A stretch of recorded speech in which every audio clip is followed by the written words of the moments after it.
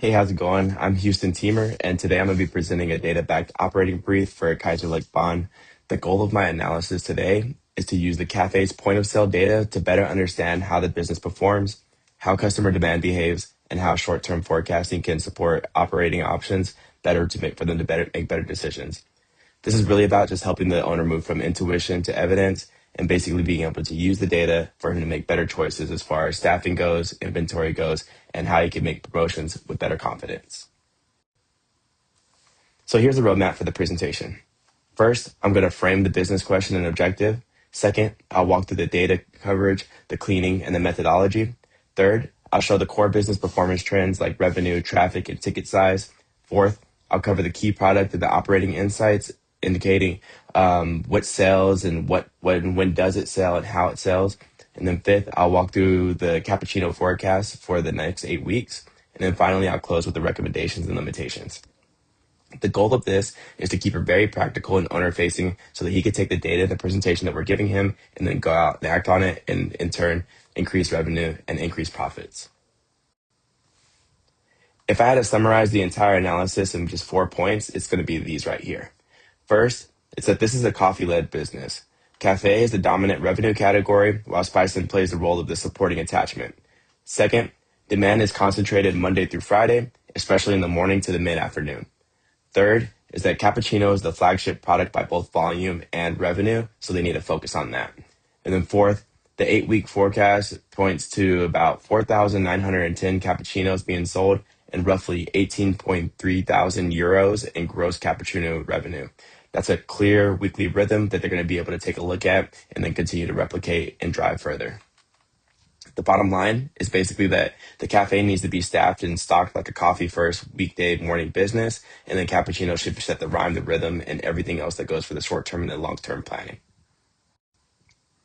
So the owner's challenge through this exercise is not really just is the cafe good? We already know it already is based on how it's selling and him understanding the business. It's really being able to understand how it breathes across the week and how can we use the evidence to grow past just instinct alone. So the objective of my analysis was to use the data in 3 ways. First, I wanted to help the owner operate with more confidence by matching the staffing to the hours and days that actually drive sales.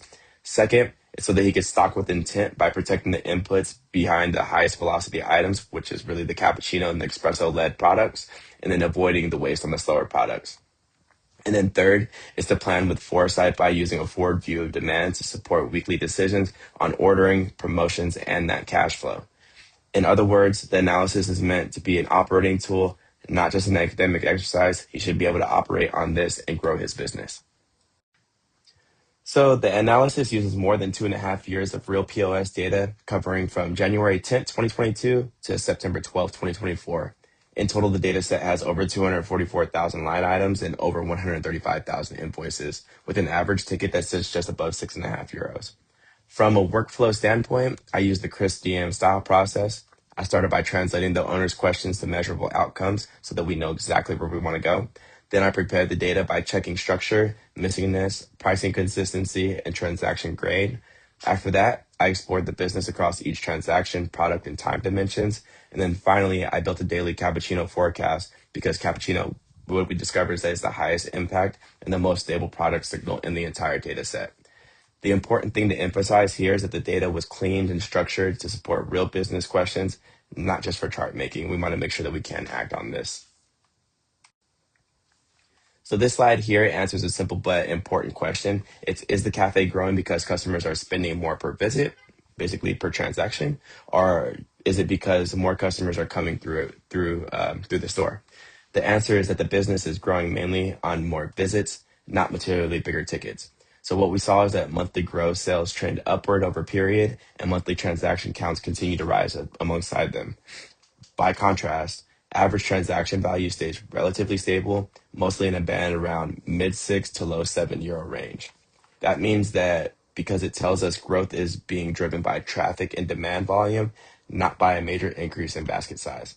It also means that the cafe's performance is especially sensitive to traffic management, so throughput and staffing must be held up because if there is anything that throws it off there when there is, a burst of customers that are coming through, they're going to lose on that and they don't materially make that up in basket size. So this slide gets into the heart of what the cafe actually is as a business model. The data shows that the cafe is a coffee business with a food attachment, not a food business with a coffee attachment or anything that kind of works vice versa. The cappuccino is the strongest product by far, followed by the espresso-based drinks like the cafe latte and the flat white. And at the same time, select food items, especially pastries and tarts, they play an important supporting role, but they can't drive through a primary role. At the category level, the cafe dominates it. It's the top product line. The spicing is the strongest supporting group, and everything else is small by comparison. That tells us that the strategy should be to protect the coffee core while using the food as an attachment to either lift ticket sales or to have a higher average cost, but we can't lead primarily with that. So for the owner, the implication here is pretty clear. It's that the economic engine is coffee, and food should be managed as a complement to that core. It is a cafe, after all, so we need to make sure that we are focusing on that and using the food as a separate growth engine, not as the primary driver. So this is where the data becomes operationally actionable, right? So customer demand is concentrated, it's not evenly distributed. By hour of the day, the cafe is strongest from 8 to about mid-afternoon. And then that transaction activity falls pretty sharply after that 5 o'clock period, which is 1700 here. By day of the week, Tuesday and Wednesday are the busiest. Weekdays carry the week overall. Saturday is much lighter, and Sunday is near zero, which kind of indicates that they may be closed or they run half hours, like hours that aren't standard, which leads to that limited sales. Um, Payment behavior is also pretty concentrated.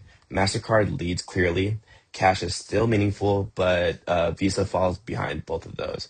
So the takeaway here is that the center of gravity of the business is the weekday mornings through the mid afternoons on those weekdays. Staff prep and inventory should peak there rather than being spread out evenly throughout the week because we need to make sure that we are meeting the demands. This is going to be one of the strongest operational findings in the entire analysis, and this is the one that we hope that the owner can act on. So for forecasting, I focused the cafe's flagship product, which is the cappuccino. The choice was intentional for three reasons, really. It's the single highest revenue driving, it's the highest volume product. Second, the daily quantity that we get from here is going to be more useful for revenue for staffing and prep. And then third, the data shows a clear Monday through Sunday rhythm, which means weekly seasonality is the natural cycle to model, right? So the model uses the ETS time series model with weekly seasonality. The fitted form was ETS as well, which means that the additive error, no explicit trend component, and no additive seasonality.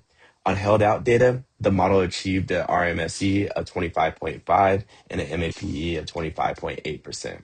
So that means that typical percentage miss strong on busy days, weaker on quiet ones, and we're pretty confident about that number that we did see there. Cool. So this slide here shows the practical forward view. Over the next 56 days, the model forecasts about 4,910 cappuccinos being sold, averaging 87.7 per day, which translates to about 18,331 euros in gross cappuccino revenue. More importantly, the forecast keeps the cafe's weekly rhythm intact, right?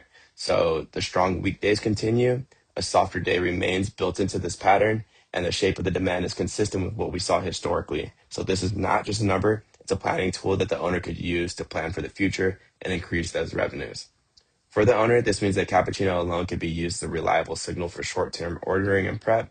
The milk, beans, takeaway cups, and related inputs should be planned daily around this rhythm because if the cappuccino is constrained, the cafe is constrained in total. So based on that analysis, I've came up with 5 moves that the owner can act on this quarter. The first is going to be the staff to weekday mornings and midday. Since the data did prove that that's where the majority of the revenue and the majority of the business is coming from, they need to make sure that they have the employees to go ahead and take care of everybody who is coming in. Number two is going to be to protect the cappuccino inputs. Since the cappuccino is the strongest revenue by it's the strongest by revenue and volume in total, we need to make sure that we are leading cappuccino first and we're protecting those inputs. We're building the inventory rules around the forecast, the milk, the beans, the takeaway cups, and we never fail on being able to provide that cappuccino. Third is to use the food as an attachment lever. This is going to basically help with increasing ticket size overall, but it's not going to be used as primary. It has to be used as that secondary. Four is going to be to promote in those slow windows. Since we did have the time series where we're able to identify when there are slower times, we can have promotions during those times. It's going to be the late afternoons and the Saturdays, just to increase foot traffic to make sure that we are still selling throughout those days and hopefully try to bring those numbers up to where our busier times are. And then lastly, it's going to be to refresh the forecast regularly. So all the inputs that are coming in, we need to make sure that we're continually adding that into our model so that we can forecast what's going to be going on in the next 5 to 8 weeks, and also the future coming from there, and lead with our best foot forward. So to close, it's important to be clear about the fact that the forecast does and does not see everything. The forecast assumes historical patterns continue pretty broadly as they have. It does not explicitly model whether there's weather problems, tourism is down, promotions, holidays, or even one-off events that could increase traffic around there. Sundays are read as near zero demand, but that likely reflects closure rather than a weak customer interest. So we need to make sure that the owner understands, like, we did take a look at the data and we just understand that this number is near zero. It is because your hours are Sundays, not actually because no one is coming in on Sundays if it was open. And for now, also the forecast is focused on a single product. It's focused on the cappuccino at a daily resolution. The reason being there is that the cappuccino just by far is the best product from the cafe and the most in demand. So we want to make sure that we're modeling based on that, and then we expand from there in the future. So again, the next steps here are pretty straightforward. They need to track the actuals against the forecast weekly, extend forecasting to the other leading products as things continue to roll, and then layer in like the Austrian holidays and event effects, and then eventually roll up the category level forecast for cafe and spicing, just so that they can have everything just kind of work together in one cohesive movement. So the closing thought here is that the cafe already knows how to make great coffee. The data now shows that when the demand happens, who the demand happens for, and how much the demand is actually there. So now the rest of the operation, they can basically take all this cohesiveness and move forward with it. Thank you.